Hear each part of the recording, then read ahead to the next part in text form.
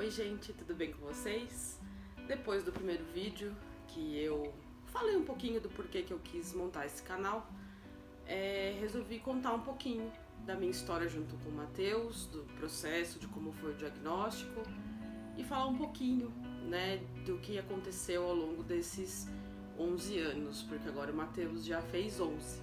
Então me acompanha para saber um pouquinho mais da gente.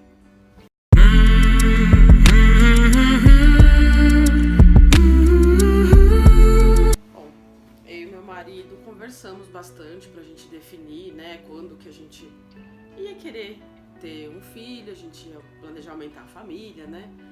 Quando a gente decidiu, fiz exames, procurei meu ginecologista, toda a gestação foi tranquila, foi planejada, não foi nada de surpresa, não foi por acaso, né, que eu falo que por acaso não existe.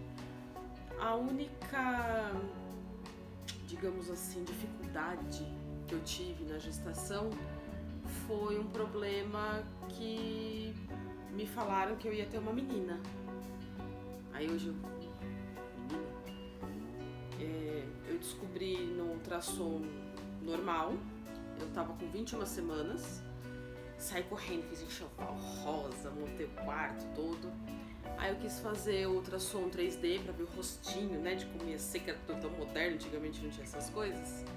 E aí foi no ultrassom 3D, que a médica, de uma forma muito grosseira, me deu a notícia de que era o Matheus. E eu já tava com tudo pronto, eu tinha sonhado que eu tinha um bebê no colo, eu não me referia a menino ou menina em nenhum momento nesse sonho, mas no sonho eu só falava, nossa, a gente chegou em casa e não tem nada pra usar. Eu acordei e deduzi, vai nascer antes da hora.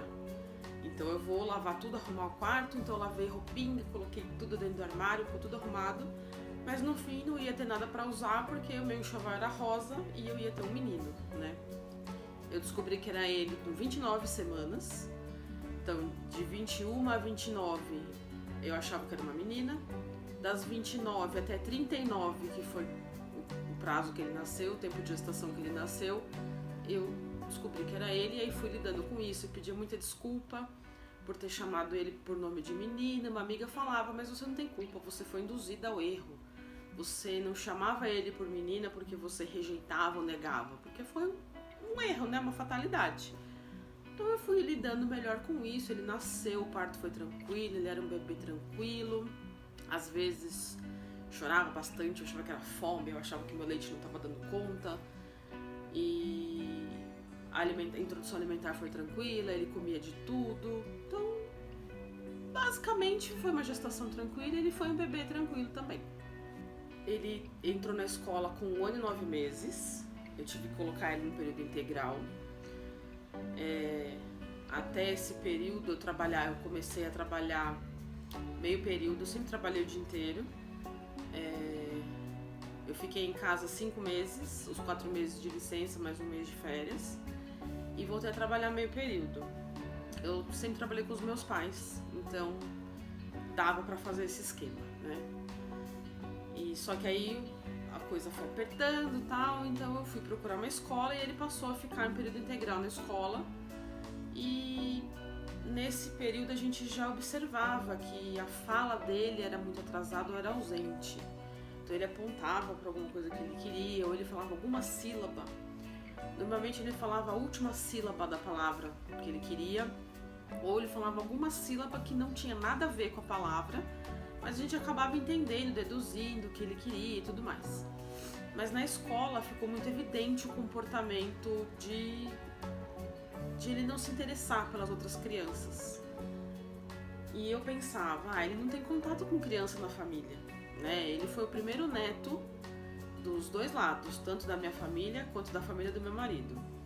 Até hoje não tem outras crianças, só tem ele e o Gabriel. Eu não tinha contato com outras crianças para ter um parâmetro, né? Então eu tinha contato com poucas mães de perto da escola e fora dali não tinha tantas crianças para eu, entre aspas, né, comparar. O comparativo não é bom, mas às vezes ele ajuda, né, no possível diagnóstico de qualquer coisa.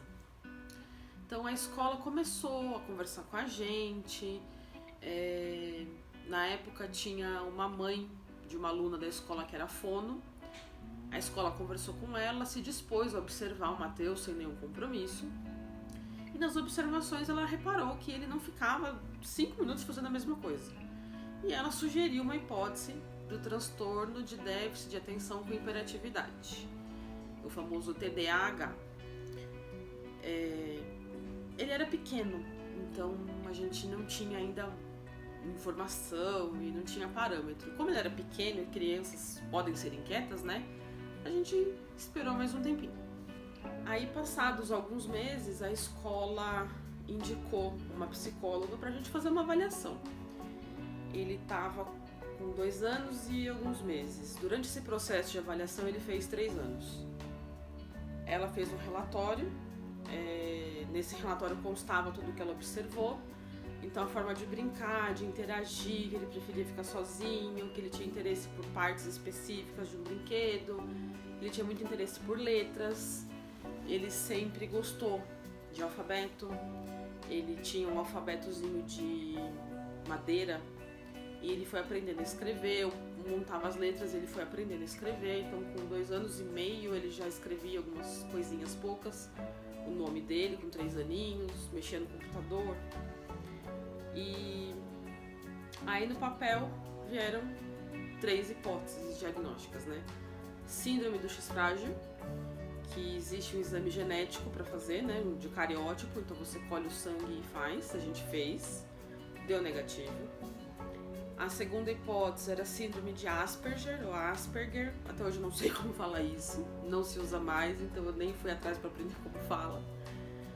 Que é uma forma de autismo, né? Hoje é enquadrado no mesmo CID. E a terceira hipótese, autismo. Na época, a psicóloga falou que a gente poderia procurar alguma literatura, ela indicou alguns livros. Eu procurei os livros na época, não encontrei. E o pensamento era, não, ele não é autista. A ideia limitada que eu tinha, que eu acho que muita gente ainda deve ter, é daquele autista, um movimento estereotipado de balançar o corpo, de bater a cabeça na parede, de autoagressão. E o autismo não é isso. Isso existe? Existe, não estou dizendo que não existe, mas não é só isso. O autismo é uma coisa muito além disso. O autismo não está ligado diretamente a retardo mental. Nos casos mais severos pode existir, mas não é uma regra, né? Não é sempre que isso acontece.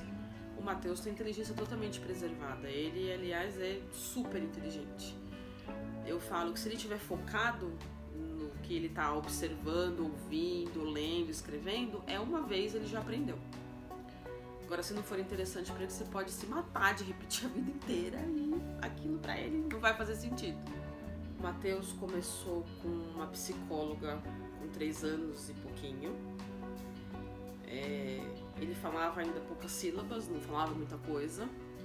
E eu não esqueço dele me chamando de mamãe a primeira vez, deitado num tapete redondo que ela tinha na recepção. E falou mamãe a primeira vez, com pouquíssimo tempo de intervenção. Foi na segunda ou na terceira vez que a gente começou a passar com ela, ele falou mamãe. Então vai ser uma coisa que eu acho que eu não vou esquecer nunca, né? De a gente ter um silêncio e de repente eu escutar um chamado, né? Mamãe. Depois de uns 2 meses mais ou menos, a gente começou com a fono. As duas diziam que ele tinha características autísticas, né? Na época a gente falava assim, mas que conforme iam convivendo, observando, aquilo se desfazia, porque ele respondia bem ao tratamento e respondia rápido. E eu não tinha o menor conhecimento daquilo, então pra mim, tipo, tá, ele não é autista, mas vamos tratar. E eu falava, não me importa o nome, me importa é saber como tratar.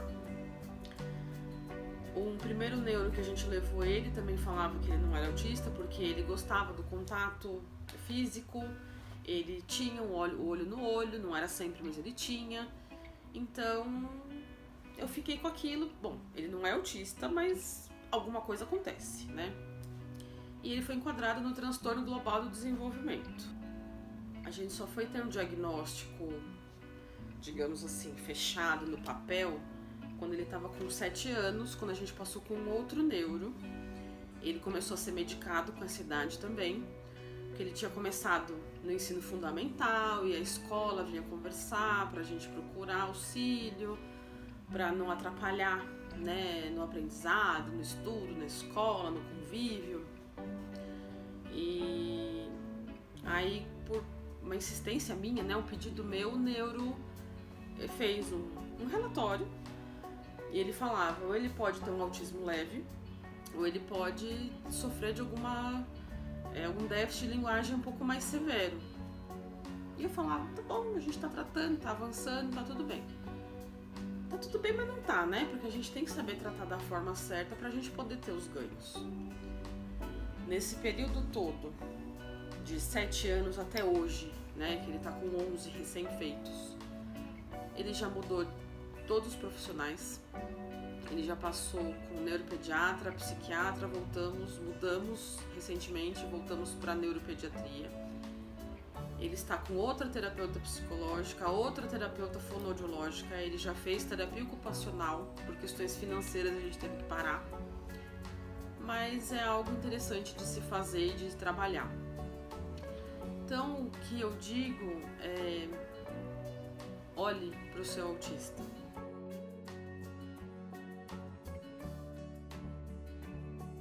Se eu sou diferente de você, sou diferente do vizinho, diferente de alguém que tá lá fora, por que meu filho autista vai ser igual ao seu filho autista?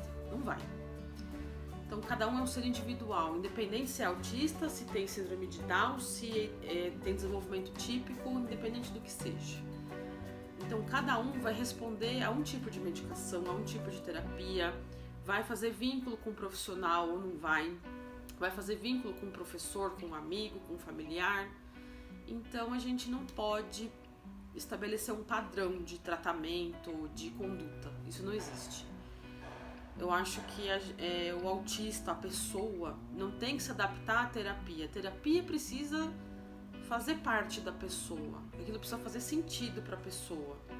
Então não adianta a gente falar que a terapia X é a que melhor tem resultado, é a única que funciona. Não existe isso.